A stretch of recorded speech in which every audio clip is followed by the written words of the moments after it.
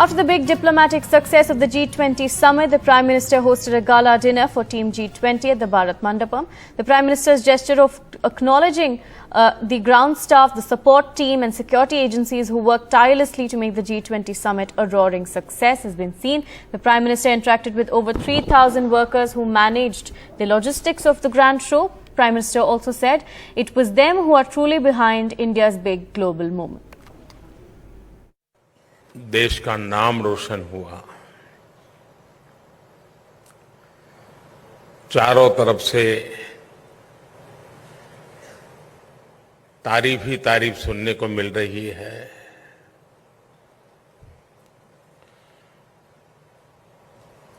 तो उसके पीछे जिनका पुरुषार्थ है, जिन्होंने दिन रात उसमें खपाए और जिसके कारण ये सफलता प्राप्त हुई, वे आप सब हैं।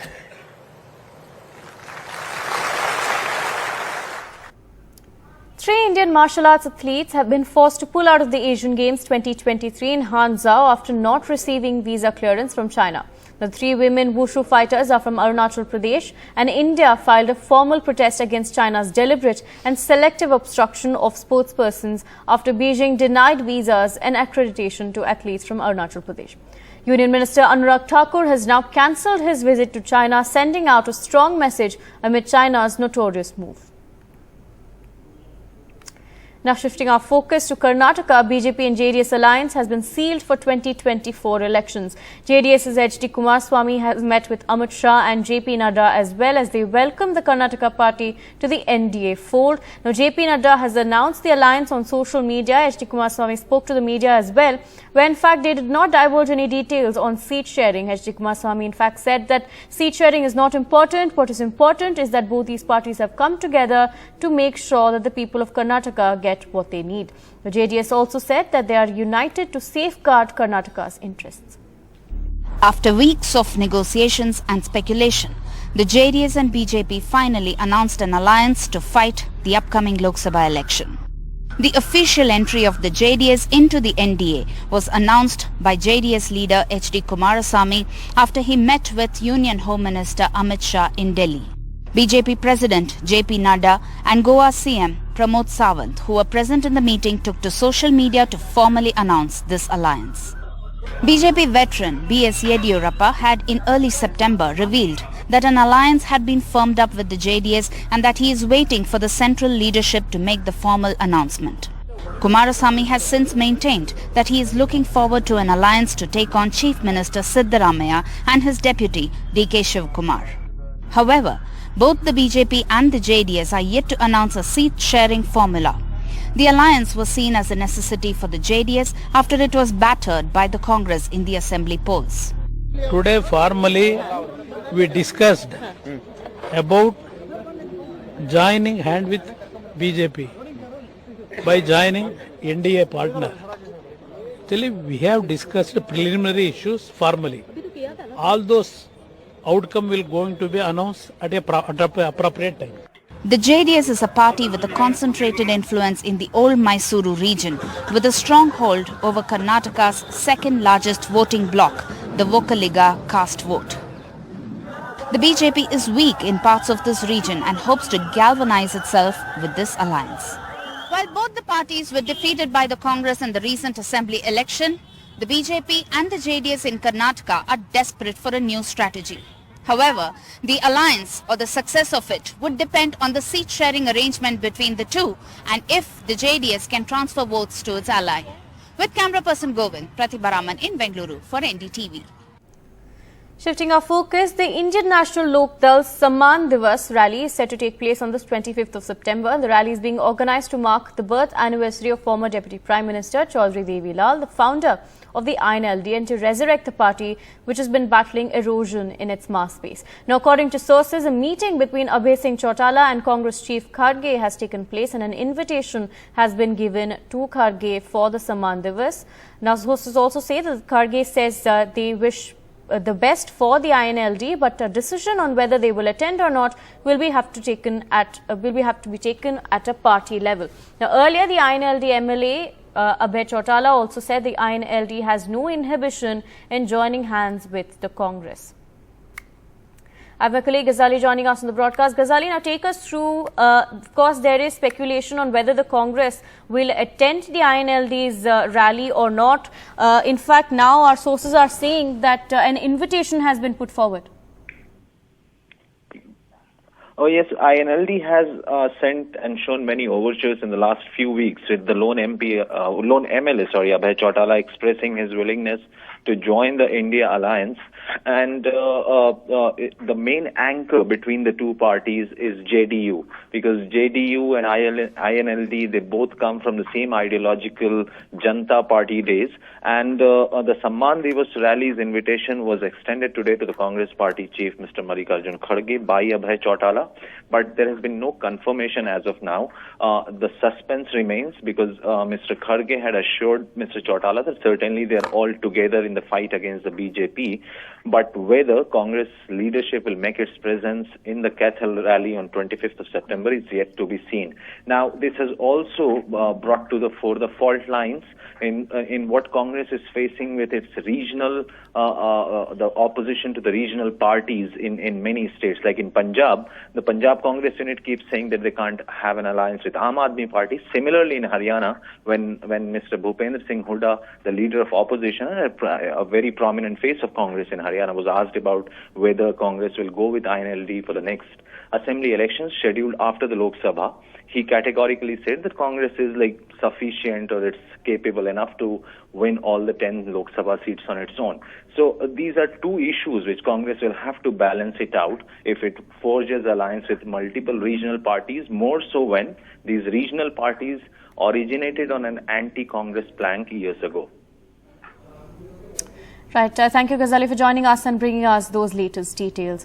We now shift our focus. BJP MP Ramesh Biduri, whose shameful communal comments in Parliament have ignited massive outrage, received a warning today of severe action from Lok Sabha Speaker Om Birla. Now, his comments have been expunged from records. A new viral video shows Mr. Biduri repeatedly hurling abuses and Islamophobic slurs at BSP MP Danish Ali while speaking on record in the Lok Sabha. Now, Congress will also move a privilege motion against Ramesh Biduri. A shocking communal rant from BJP MP Ramesh Biduri against fellow MP, the Bahujan Samaj Party's Danish Ali, on Thursday inside India's new parliament. An institution Prime Minister Modi and many others have repeatedly called the temple of democracy. The remarks were so vicious and Islamophobic, they cannot be printed, shown on TV, and have been expunged from the Lok Sabha's records. That word already deleted. Equally shocking, perhaps, the laughter on camera of two of the BJP's senior-most leaders and members of parliament, Dr. Harshvardhan and Ravi Shankar Prasad, who were seated right behind Mr. Biduri as he made the offensive remarks. 24 hours on, there has been no apology from Mr. Biduri. It was left to his senior in the Lok Sabha, Defence Minister Rajnath Singh, to express regret in the House shortly after the remarks were made.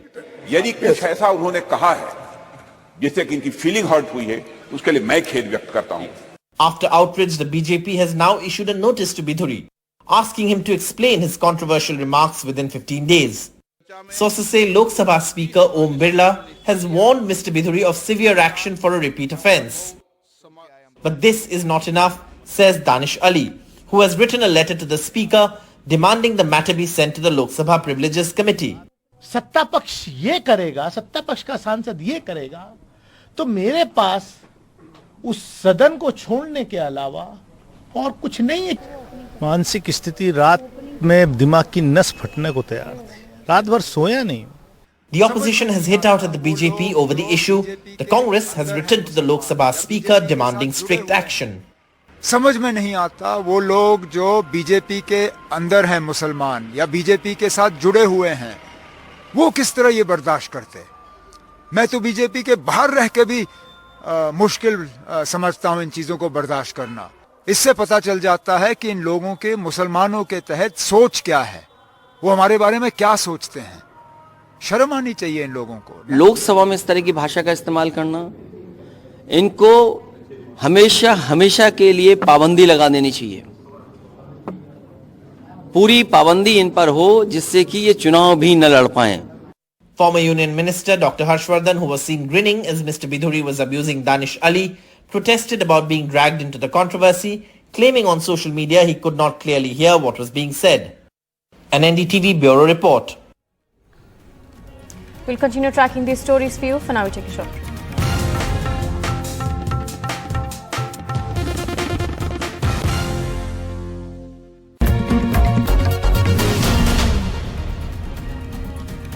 Welcome back. Consular services for Indian nationals in Canada continues to be extended. These services include passport issuance, passport renewal, police clearance certificate, attestation and other similar services as well. Right. Now, of course, over the last 5 years, India has shared evidence on many terrorists with Canada. According to the Indian agencies, even now, 21 criminals wanted in India are living in Canada. But Canada is yet to act on them. Here's a report.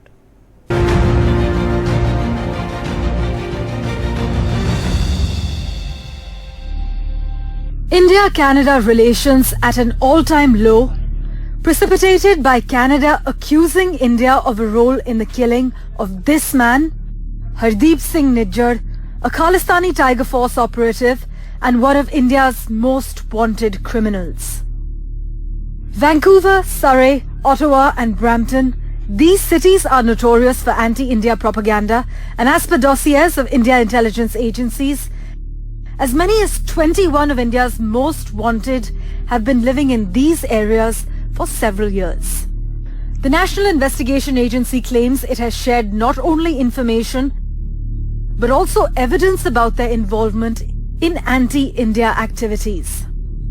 But while the Canadian police did issue notices against some of the Khalistani operatives, the main protagonists are often seen walking freely in public. Nijjar, for instance, was seen with Prime Minister Trudeau despite an extradition request for him from India. As for dossiers shared by India, there are extradition requests against Babbar Khalsa International leader Lakhbir Singh Landa and gangster-turned-terrorist Khalistan Tiger Force leader Arshdeep Singh, also known as Arsh Dalla. NIA had filed a charge sheet against both in July. There are also red notices against Goldie Brar, Malkeet Singh Fauji, Gurpinder Singh, Gurjeet Singh Cheema and Gurpreet Singh.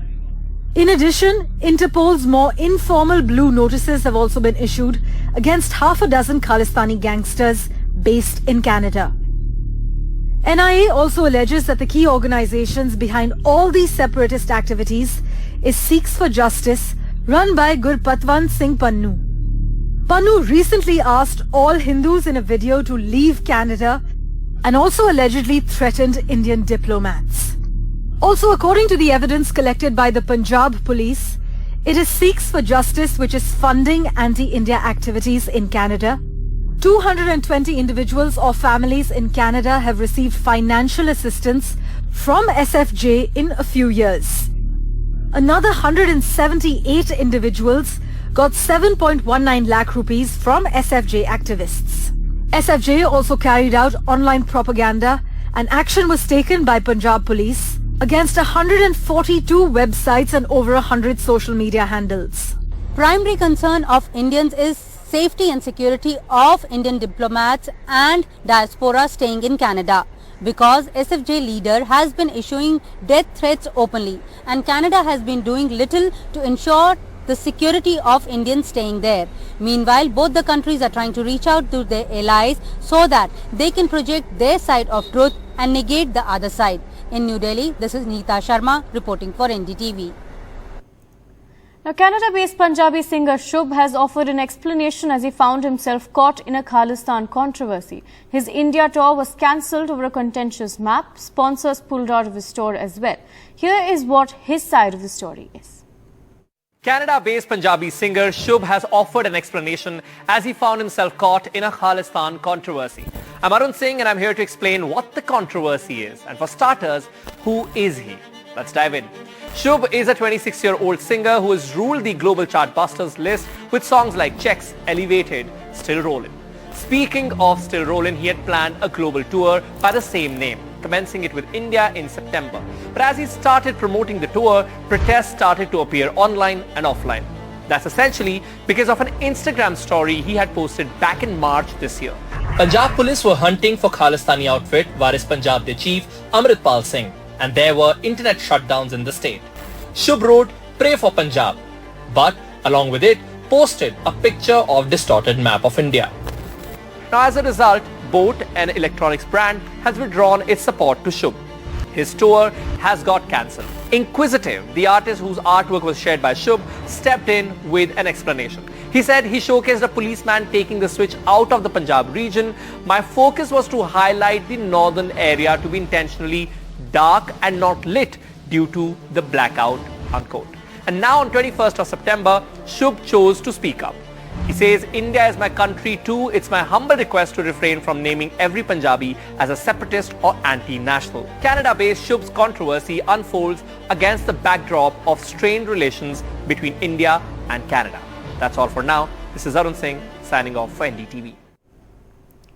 Now shifting our focus to an interesting story. In an international multi-platform entertainment brand has come up with the idea of crocheting dolls as a sustainable livelihood for the internally displaced persons languishing in makeshift relief camps in Manipur.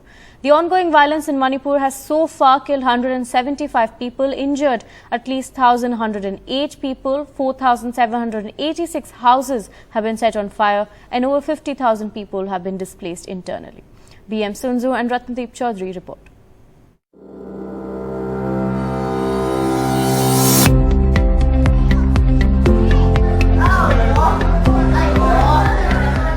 From despair to hope, at the Khangawok relief camp in Manipur's Thawbal district that shelters 210 people displaced in the Manipur ethnic violence, many here are now learning amigurumi, the Japanese art of crocheting small stuffed toys. A livelihood initiative by a Singapore-based farm, 1 Million Heroes, that has taken up the responsibility to train women in relief camps across Manipur. The training is being imparted in 5 relief camps for now. 36-year-old Laishram Geeta Laima, mother of 3, had to flee for safety when her village in Kakching district was attacked by armed miscreants on 27th of May. After losing everything, Geeta is pinning hope on these dolls.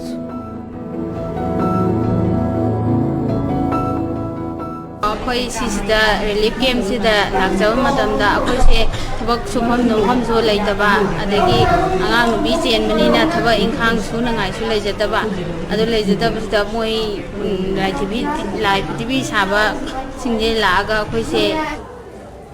The training teams of the Singapore-based farm have been visiting relief camps in Manipur, training interested people and providing them with pamphlets and raw materials since August. At a time when bitter memories of loss and violence has taken up space in the lives of the displaced people in Manipur, doll making is also helping improve mental health. The violence started in May and I was in Singapore. I was living in Singapore and we wanted to do something back home, so that the way of life for people back home are able to sustain. The trainees in Manipur relief camps only have to make the dolls. The rest, including supply of the raw materials, marketing and even sales, is being taken care of by the company. With BM Sanju in Imphal, in Guwahati, Ratnadeep Chaudhary for NDTV. We'll continue tracking these stories for you. For now, we take a short break.